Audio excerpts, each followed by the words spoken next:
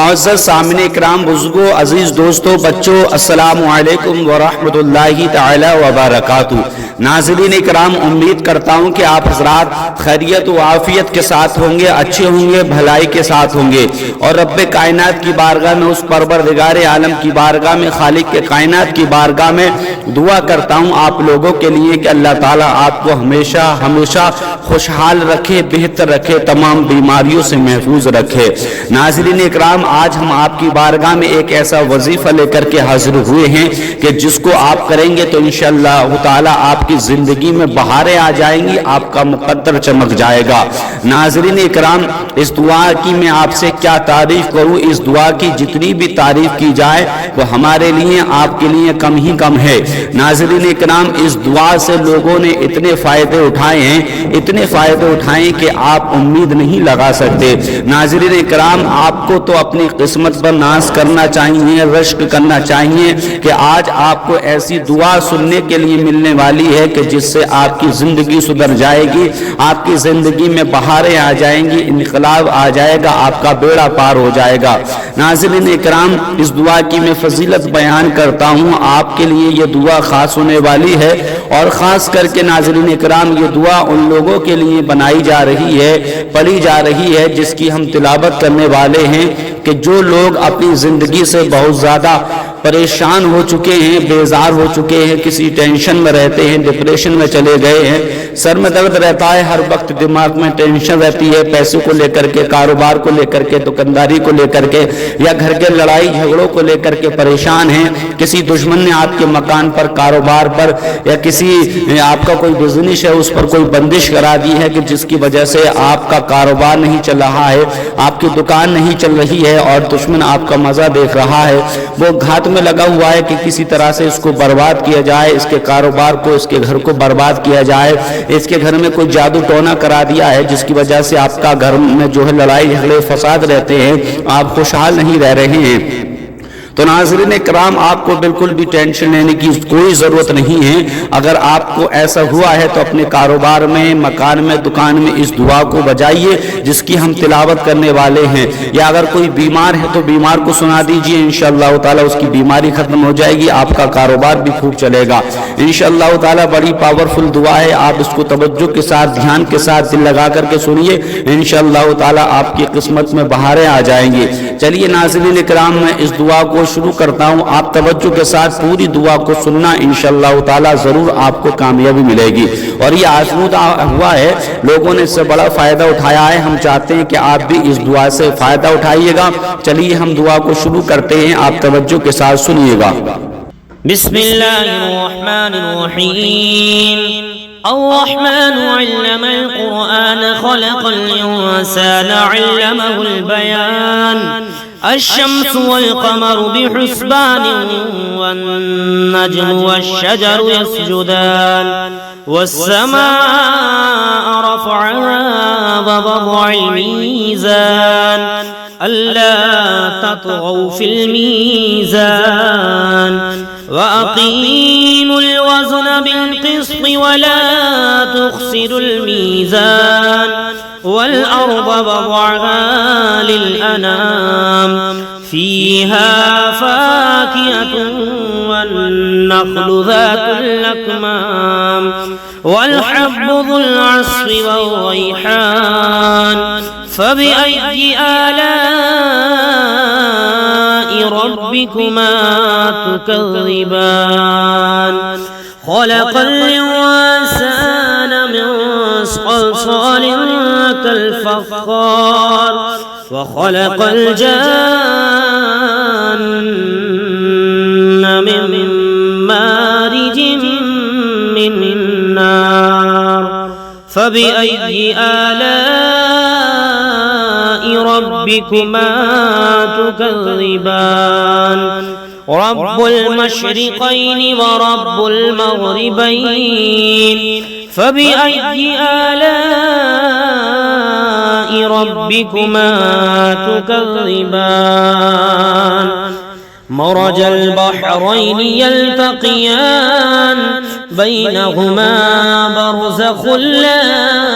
يبغيان فبأي آلاء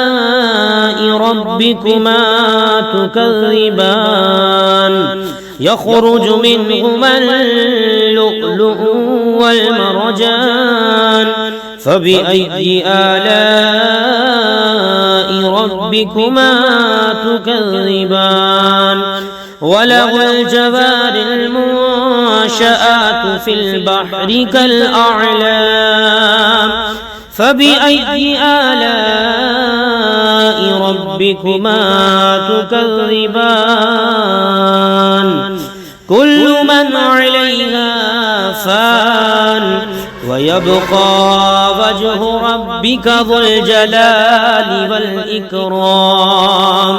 فبأي آلاء ربكما تكذبان بسم الله الرحمن الرحيم الرحمن علم القرآن خلق الإنسان علمه البيان الشمس والقمر بحسبان والنجم والشجر يسجدان والسماء رفعها ووضع الميزان ألا تطغوا في الميزان وأقيموا الوزن بالقسط ولا تخسروا الميزان والأرض وضعها للأنام فيها فاكهة والنخل ذات الأكمام والحب ذو العصف والريحان فبأي آلاء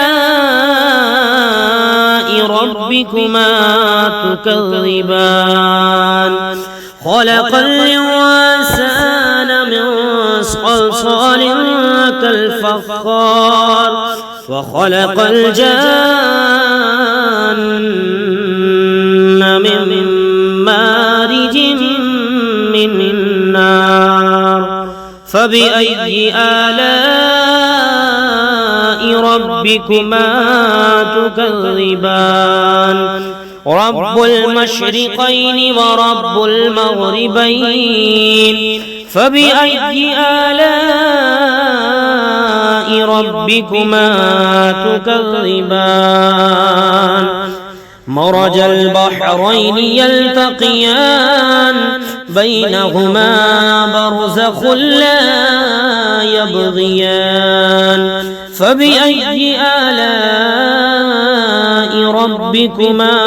تكذبان يخرج منهما اللؤلؤ والمرجان فبأي آلاء ربكما تكذبان وله الجوار المنشآت في البحر كالأعلام فبأي آلاء ربكما تكذبان كل من عليها فان ويبقى وجه ربك ذو الجلال والإكرام فبأي آلاء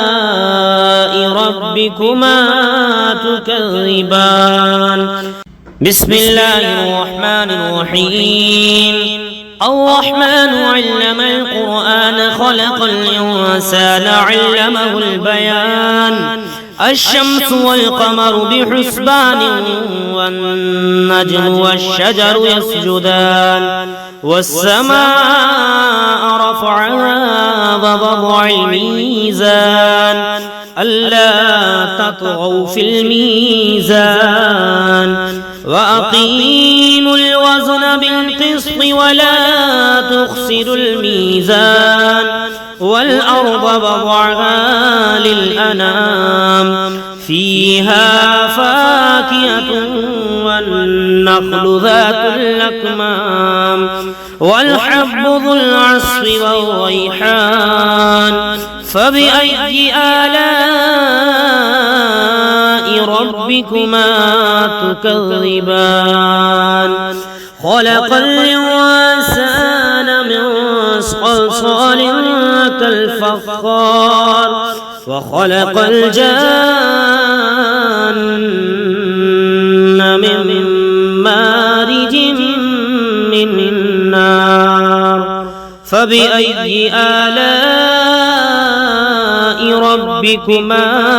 تكذبان رب المشرقين ورب المغربين فبأي آلاء ربكما تكذبان مرج البحرين يلتقيان بينهما برزخ لا يبغيان فبأي آلاء ربكما تكذبان يخرج منهما اللؤلؤ والمرجان فبأي آلاء ربكما تكذبان وله الجوار المنشآت في البحر كالأعلام فبأي آلاء ربكما تكذبان كل من عليها فان ويبقى وجه ربك ذو الجلال والإكرام فبأي آلاء ربكما تكذبان بسم الله الرحمن الرحيم الرحمن علم القرآن خلق الإنسان علمه البيان الشمس والقمر بحسبان والنجم والشجر يسجدان والسماء رفعها ووضع الميزان ألا تطغوا في الميزان وأقيموا الوزن بالقسط ولا تخسروا الميزان والأرض وضعها للأنام فيها فاكهة والنخل ذات الأكمام والحب ذو العصف والريحان فبأي آلاء ربكما تكذبان خلق الإنسان من صلصال كالفخار وخلق الجن من مارج من نار فبأي آلاء ربكما تكذبان رب المشرقين ورب المغربين فبأي آلاء ربكما تكذبان مرج البحرين يلتقيان بينهما برزخ لا يبغيان فبأي آلاء ربكما تكذبان يخرج منهما اللؤلؤ والمرجان فبأي آلاء ربكما تكذبان وله الجوار المنشآت في البحر كالأعلام فبأي آلاء ربكما تكذبان كل من عليها فان ويبقى وجه ربك ذو الجلال والإكرام فبأي آلاء ربكما تكذبان بسم الله الرحمن الرحيم الرحمن علم القرآن خلق الإنسان علمه البيان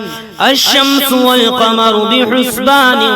والنجم والشجر يسجدان والسماء رفعها ووضع الميزان ألا تطغوا في الميزان وأقيموا الوزن بالقسط ولا تخسروا الميزان والأرض وضعها للأنام فيها فاكهة والنخل ذات الأكمام والحب ذو العصف والريحان فبأي آلاء ربكما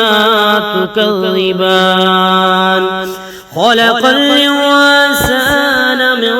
صلصال كالفخار وخلق الجان من مارج